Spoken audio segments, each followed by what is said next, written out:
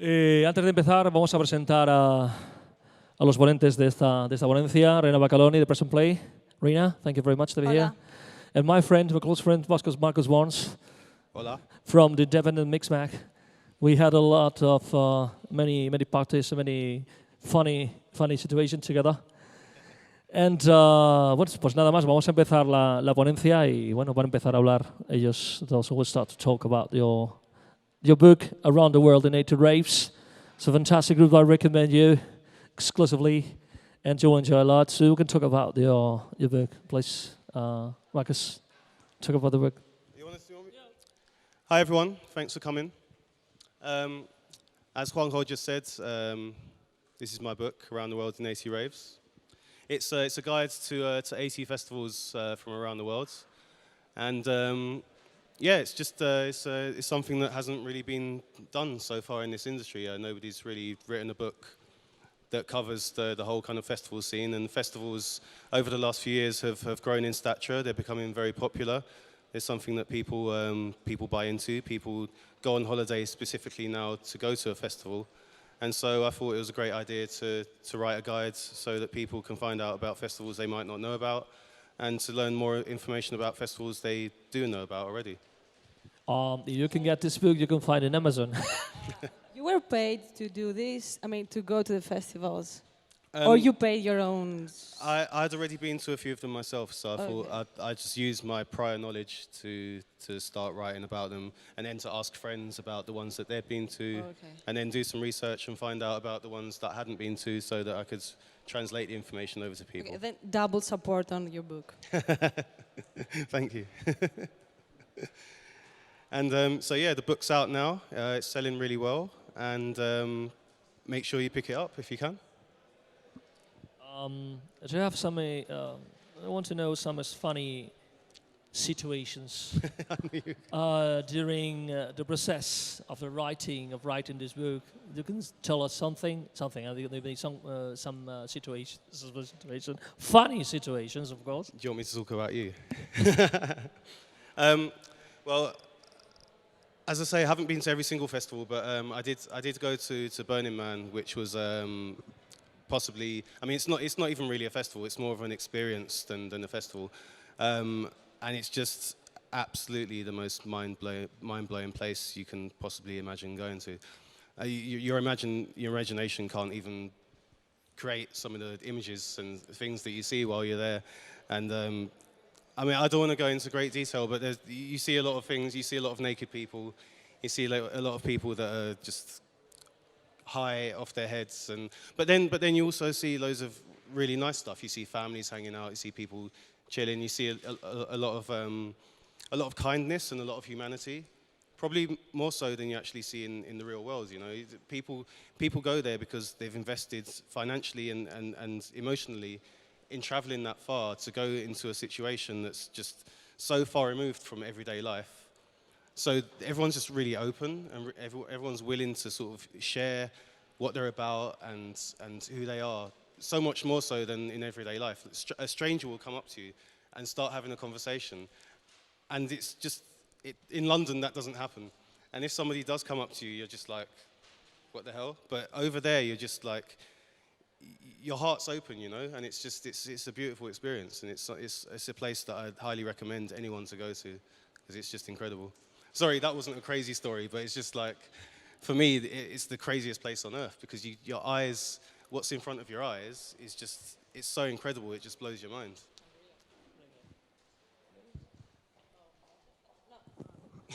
I'm not going to talk about his book, obviously.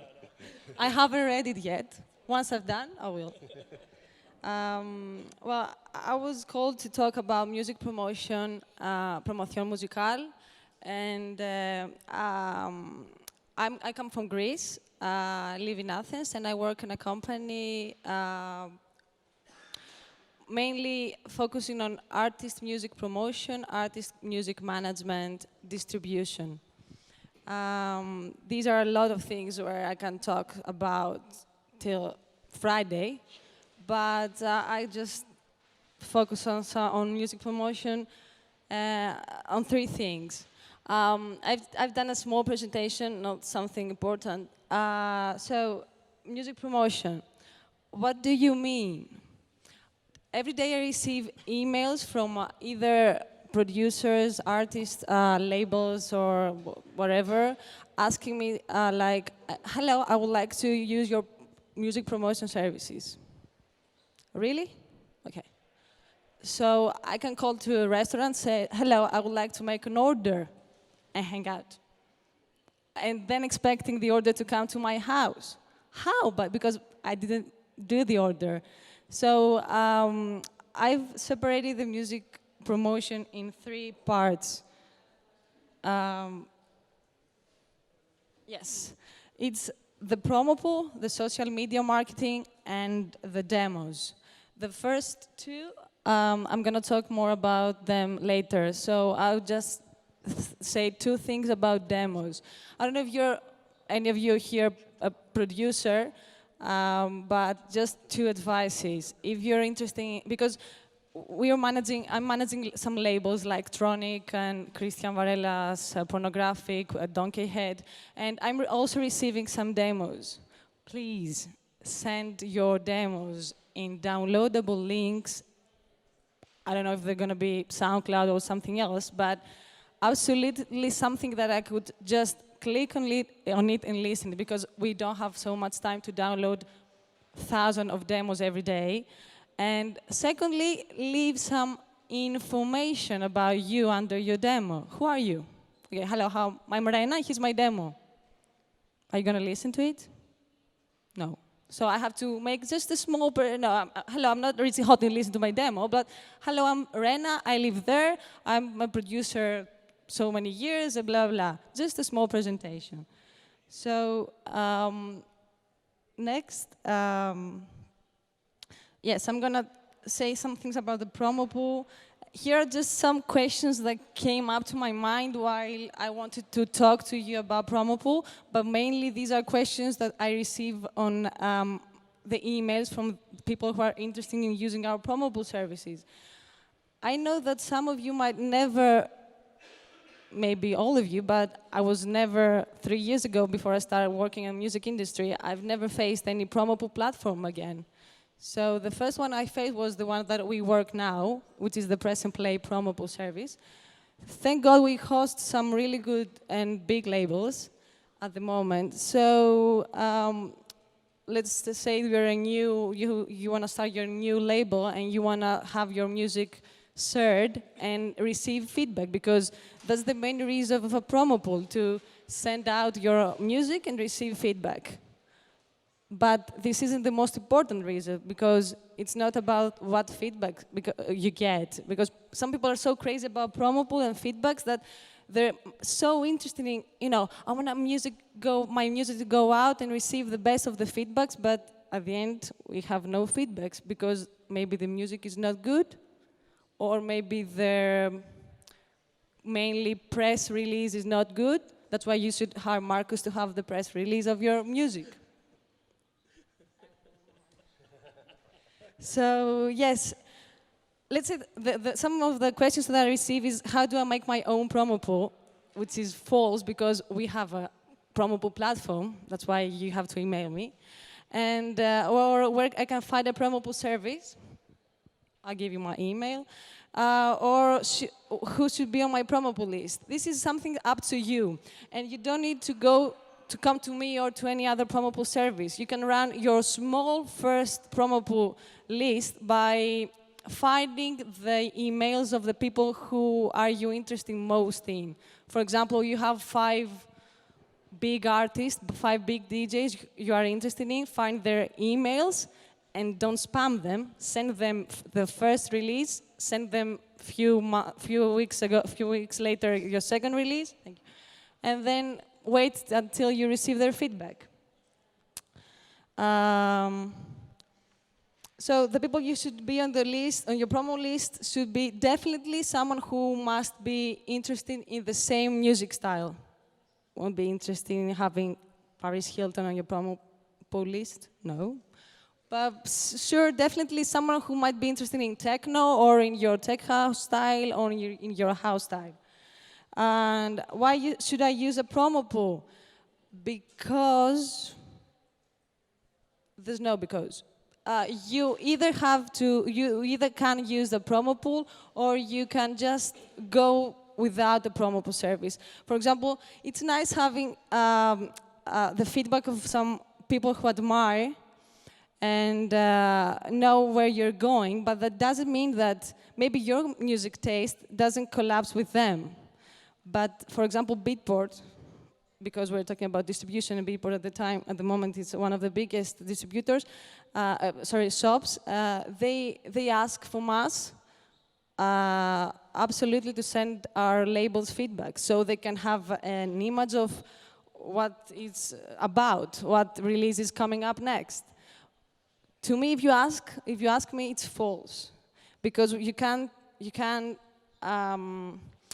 be based on what people, even 100 or even 50 people think about your music. There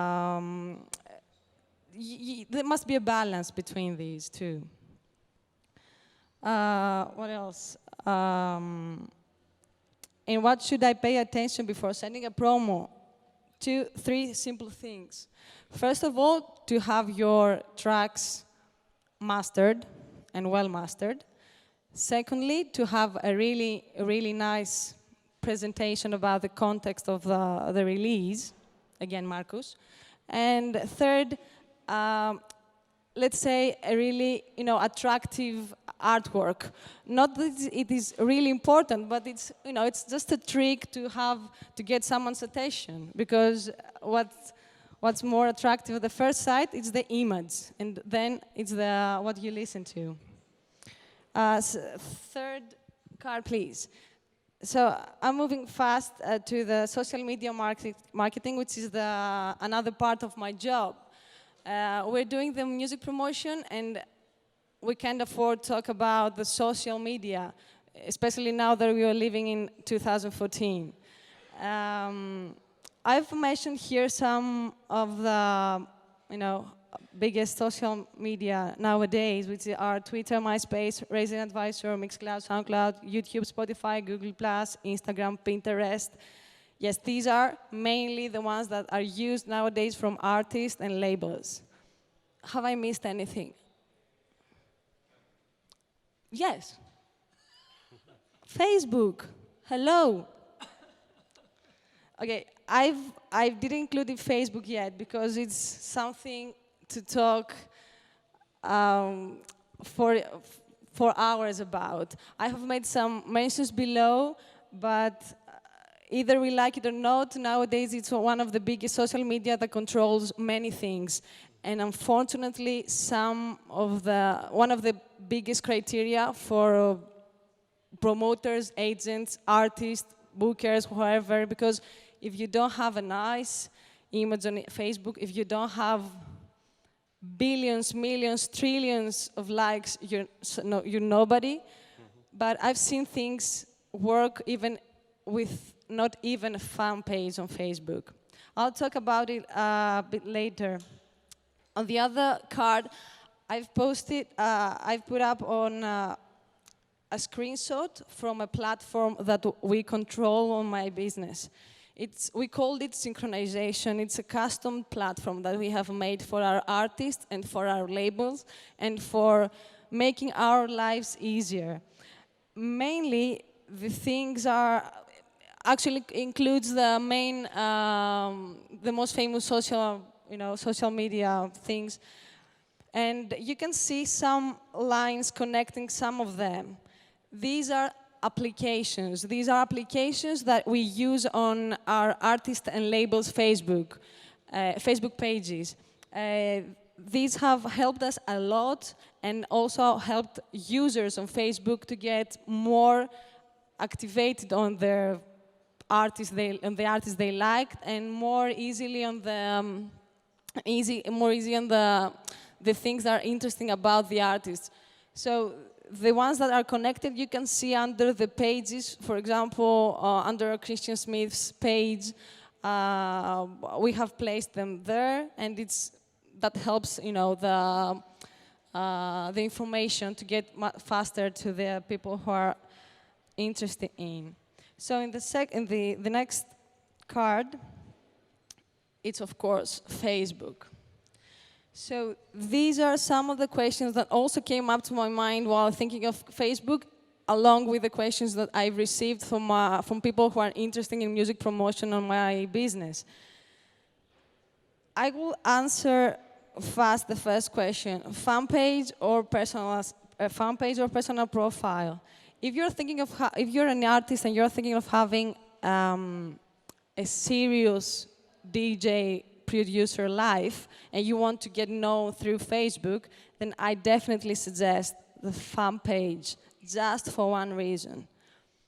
Because you can't have more than 5,000 likes or friends on your personal profile. While on your fan page, you can have a lot.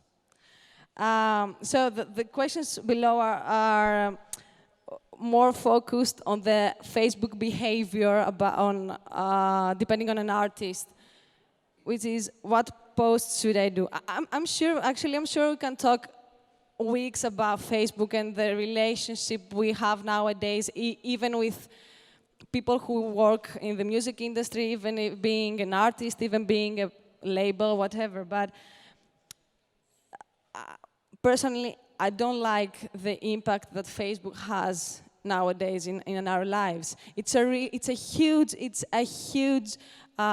bridge, let's say, between those who give and those who receive. And in the meantime, the artist and the fan base. But sometimes we don't make right use of it. So we let Facebook use us rather than we use Facebook.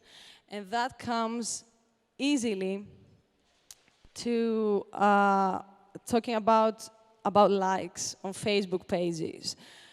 Well, either we like it or not, likes, as I told before, can describe or can show if someone is well known or he's not well known, if he's good or not. I mean, I've listened many times to, oh, do you know how many likes he has on his Facebook? Okay, what does it mean? That means that he's someone? No. In the next card, don't change it. In the next card, I have a video, which I don't know if I have time to watch a bit, but I would definitely recommend you to watch at your home, about what actually likes are and how Facebook has managed nowadays to make people buy likes, not fake ones, because don't get confused. The likes are not fake. Truly, there are people who are made to like your page. You can't give 50 euros and get 50 likes. There are truly users who like your Facebook page, but they are not truly interested in your Facebook page. I'm sure we've seen around here and there people who are busted, really. Wow, busted. What does it mean? Busted because they had money to invest on the Facebook page? No, I wouldn't say that they were busted. They were just focused on the wrong territories. That's all. Facebook, from the day one that Facebook started running advertisements, it's a business. So how can a business live without money? It can't. So a business needs money. How it can get money? By advertisement, or by having the users buy my services, which are likes, which are advertisements, which are, I don't know what else.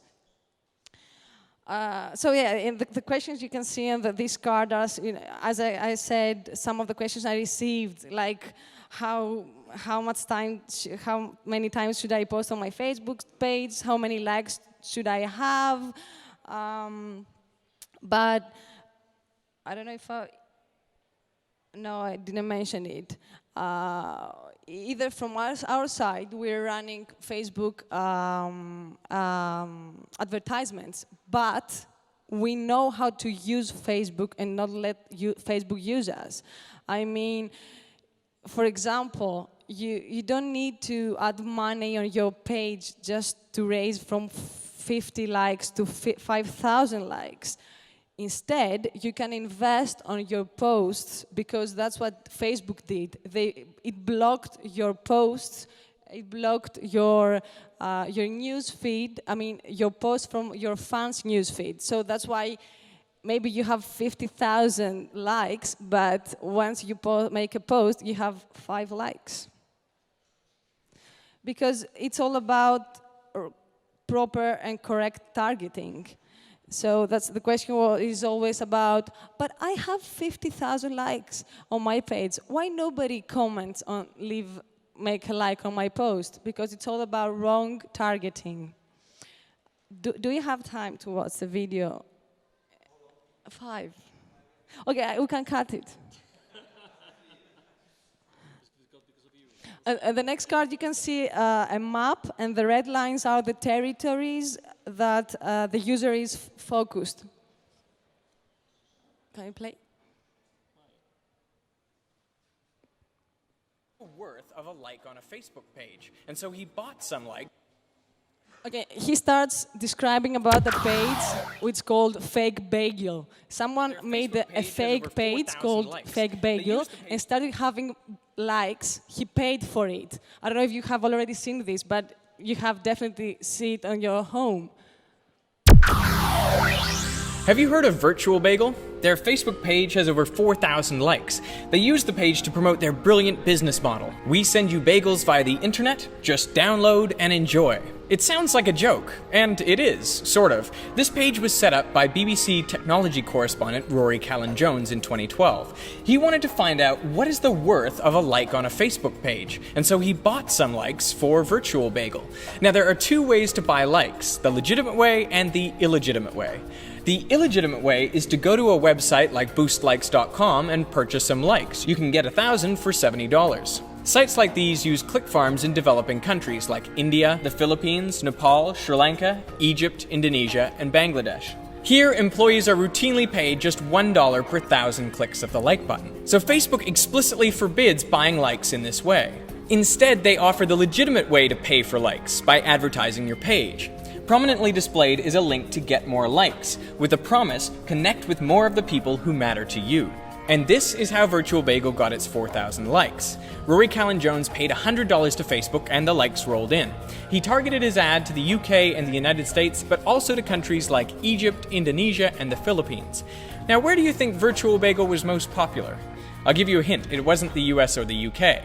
But within a day, he had over 1,600 likes, mostly from developing countries. Now, what was more problematic was the people who followed Virtual Bagel looked suspicious. For example, there was one Cairo-based follower whose name was Ahmed Ronaldo. His profile consisted almost exclusively of pictures of Cristiano Ronaldo, and he liked 3,000 pages. Callan-Jones also observed that his new throng of fans was particularly disengaged, just as you'd imagine those from a click farm would be. But he hadn't hired a click farm. He had paid for Facebook ads. This story was reported in July 2012. In August, Facebook reported they had identified and deleted 83 million accounts. That was 9% of the total at the time. This resulted in noticeable drops for popular singers and celebrities. So did they delete all of the fake likes? Nope. Not even close. I know because most of the likes on my Facebook page are not genuine. In May 2012, I received a number of emails from Facebook offering me $50 worth of free promotion of my page, which at the time had only 2,000 likes. My YouTube channel had 20 times that following, so I thought surely this free paid promotion could help me reach more of the people who mattered to me. And immediately I could see the results. Within just a few days, my likes had tripled, and they kept on growing, thousands per day. And after a few months, I had 70,000 Facebook likes, which matched my YouTube subscribers at the time. Now, what was weird was my posts on Facebook didn't seem to be getting any more engagement than when I just had 2,000 likes. If anything, they were getting less engagement. Now, I didn't understand why at the time, but I've since realized it's because most of those likes I was gaining through Facebook ads were not from people who were genuinely interested in Veritasium. How do I know? Well, because fake likes behave very differently from real followers. Have a look at this graph of the engagement of my Facebook followers. Now here I'm plotting countries as bubbles. So this is Canada, and the size of the bubble represents the number of likes I've received from that country. So this is the United States. It's a nice big bubble. Now I'm ranking these countries on the horizontal axis based on what percentage of the likes have engaged with my page this month. So as you can see, roughly 30% of Canadians and Americans have engaged with my page, but they are not as active as the Germans, where over 40% of my likes have engaged, and they are not as active as the Austrians, a small but passionate group of Veritasium fans at nearly 60%. These are all of the other Western countries, so you can see that it's common for between 25% and 35% of my page likes to engage with my page every month. Now here is Egypt, where less than 1% of my likes have engaged with my page. Now this is India, the Philippines, Pakistan, Bangladesh, Indonesia, Nepal, and Sri Lanka. That's a big following, but no engagement. Together, all of these countries make up 80,000 likes. That's roughly 75% of the total likes I had before my last video. And these are the profiles that followed me when I used Facebook advertising. And they're worse than useless.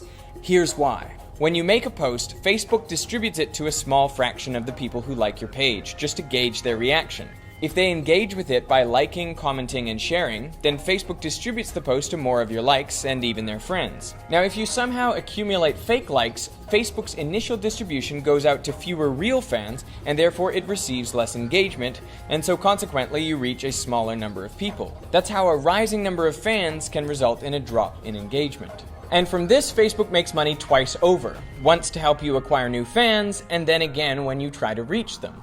I mean, your organic reach may be so restricted by the lack of engagement that your only option is to pay to promote the post. What's worse, there is no way to delete fake likes in bulk. All you can do is try to target posts around them. And I should reiterate, I never bought fake likes. I used Facebook's legitimate advertising, but the results are as if I had paid for fake likes from a click farm. Now you might think the solution to all of this is just to exclude countries with click farms from your ad campaigns, but unfortunately the problem goes much deeper. Meet Virtual Cat, a virtual pet like none other. It's a page committed to supplying only the worst, most annoying drivel you can imagine.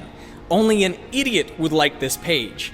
And that's not just my opinion, that's actually what it says in the page description. And I should know because I wrote it. I created this page yesterday, and then I paid $10 to advertise the page through Facebook, targeted only to cat lovers in the United States, Canada, Australia, and the UK. Now I expected that because I had excluded all of the big click farm countries, and because the page is so terrible, that I basically wouldn't get any likes. But within 20 minutes, I had blown through my whole budget, and I got 39 likes. So who are these people liking a blank page and costing me 25 cents a piece? All of the profiles were from the places I had targeted, mostly the US, but there was something strange about them. All of these people liked a lot of things, like hundreds and thousands of things. And a lot of the things they liked were odd too. Like in one account, this person liked T-Mobile, AT&T, and Verizon. They liked Jeep and Lexus and Mercedes and Volvo and Volkswagen. They liked everything. Other accounts I saw, they liked kitchen scrubbers and they liked mouthwash. Who reports that on their Facebook page? It baffles me. So the real mystery to me is why someone somewhere would click on ads that they didn't care about without making money from them. I mean, I don't think these clicks came from bots. They're too easy to identify and eliminate. And I also don't think for a second Facebook would pay click farms to click on those ads to generate revenue for them. So it really seems like a mystery. And then in this article, I found what I think is the most reasonable hypothesis. Click farms click the ads for free. In order to avoid detection by Facebook's fraud algorithms, they like pages other than the ones they've been paid for to seem more genuine. I mean, you can imagine 1,000 likes on a particular page coming from one geographic area in a short period of time would seem pretty suspicious. But buried in a torrent of other like activity, they would be impossible to identify. So workers at these click farms will literally click anything. I mean, where do you think Facebook's security page is most popular? Dhaka, Bangladesh. What about Google? Dhaka. What about soccer star David Beckham? It's actually Cairo. But you take my point. So wherever you're targeting, advertising your page on Facebook is a waste of money. I wish Facebook would remove the fake likes from my page and from all the others. But that would mean admitting that they have generated significant ad revenue from clicks that weren't genuine, which then suppressed the reach of pages who had low engagement, forcing those pages to pay again to reach inauthentic fans. So the truth is, Facebook benefits by maintaining this status quo, because the reality is, nobody likes this many things.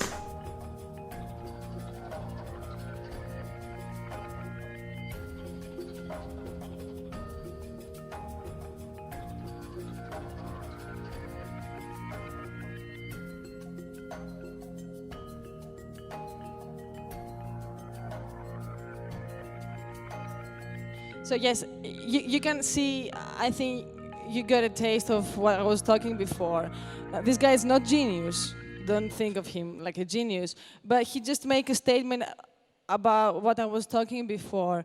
It's all about engagement. It's all about targeting the right people and not just people who live in Istanbul or people who live in Bangladesh. They don't have to eat. They're either gonna listen to techno or tech house. Anyway, so just moving forward to the last two cards, he's the genius guy again, and he talks about Facebook vs YouTube. While Facebook takes your money, well, instead of YouTube that gives you back money from the plays on your videos. And you can watch this as well at home. And in conclusion, what I have to say to you, first of all, is that you're lucky being Spanish, living in Spain, Madrid, Barcelona, because there are cities that run really big music festivals, things. You have one of the biggest, let's say, booking agents. I know Magnum. You have some really big labels like Pornographic, like Suara. You have really amazing artists who know how to bump a dance floor, like Varela, Oscar Mulero. We recently had Oscar Mulero in Greece that nobody, unfortunately, knew him, but we did the proper promotion there, and everybody came to listen to him. And so what can I say is that, first of all, you're lucky, and secondly, if you are really interested in music industry, music production, etc., stay focused on that. Don't get more and more time on social media. Have someone, if you want to do this, hire a nice manager, or you can come to our company, no problem. And what can I say? It's that stay focused on what you want to do. Something last to pass to the gentleman is that just because we have less than 5 minutes. yeah. It's that if you wanna start doing the career, first of all, you're definitely gonna need someone to present you with some nice words. So definitely, Marcus is one of the. Thank you very much, Rena, Justin. Thanks. Thank you very much.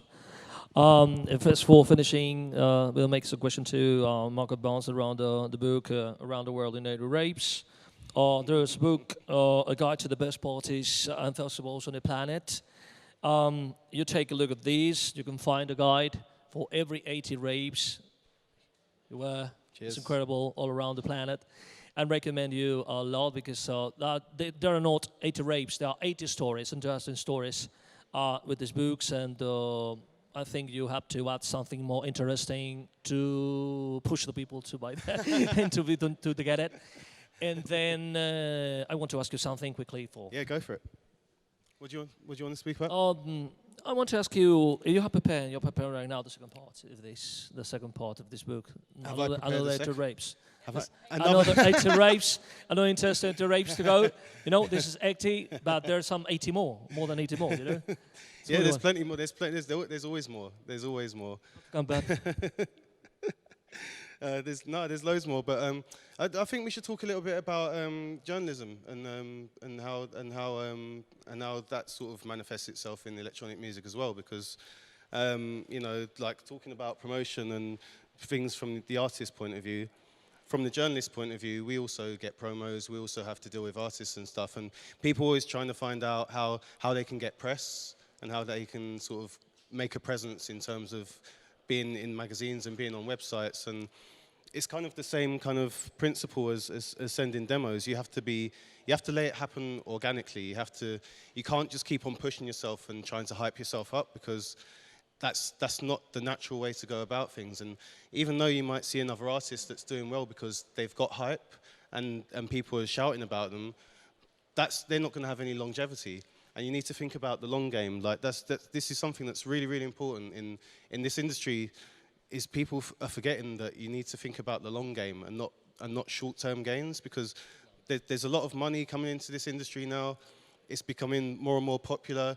The so-called underground is not so underground anymore, and people can make a lot of money, but they have to appreciate that if you make like £1,000 or £100,000 in a year and you're trying really hard to get gigs and to put loads of music out there, you're going to burn yourself out really quickly. So my advice to anyone, any artist here or anyone that's working in this industry is just to try and play the long game. Because as a journalist, it's really annoying when you have a press agent or a manager or an artist that's pushing themselves on you all the time, because it makes you not want to write about them. You know, it's far better to try and be relaxed about it and to work on your music and to let everything flow naturally rather than just being in people's faces all the time.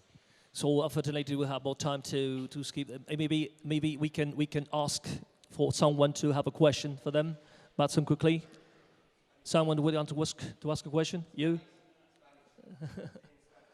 En español, ¿queréis alguna pregunta para ellos?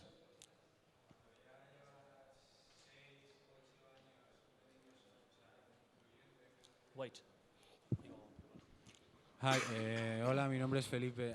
Me gustaría saber, cuando ya llevas 6, 8 años, eso, letting yourself go, etc., si no has conseguido tus expectativas o lo que sea, ¿alguna recomendación de qué puedes hacer? This is a question. You are working during 6 years and you finally you didn't reach nothing. What people can do, understand? Yeah. Is there like another step that you can do or something? No, you can answer. I think you shouldn't be disheartened if it takes a long time. I know people that have been working in the industry for like 10, 15 years and they still don't really get anywhere. But I think the important thing is to meet people, is to get yourself out there, to be yourself, to be natural, to be friendly, but not too forceful. I really can't emphasize this enough. Hype, short-term gain, and pushing yourself on people is not the way to do it. Well, I don't think anyway. I think exactly the same thing. The point is, what is the aim you have in your head? You've started doing this. You've started learning to produce music. You've started learning to DJing. You went out to start getting booked by promoters for what? For your reputation, for your bank account, for what? You should have clarified in your mind what is your aim, because I've seen many DJs who are a lot older than me, 30 years older, who even still they're trying to get somewhere, because this is a game that never stops. As Marcus said before, you should keep on chasing the game. I've only been involved in this industry for 3 years. I've been a journalist for 11 years, but I've only been working in the music industry for 3 years. And like so many people know who I am because my passion shows through. And I go to places and I meet people, and I am who I am. Like, I'm sitting here on the stage now, and I'm the same person that I'll be out there speaking to any one of you. And people see that, and people appreciate that. And people will then see your work and value it more than if I went around and I was like, hey, I'm a writer, please, I want to write for you. And people would be just like, who's this guy who's like bugging me all the time? I'm there, I hang out, people see that I'm a nice guy, and they appreciate my work. And I think the same counts for people's music as well. Well, muchas gracias. Thank you very much, Rena. Press and play. Thank you very much, Marco Barnes, from to here. And I wish you all the best with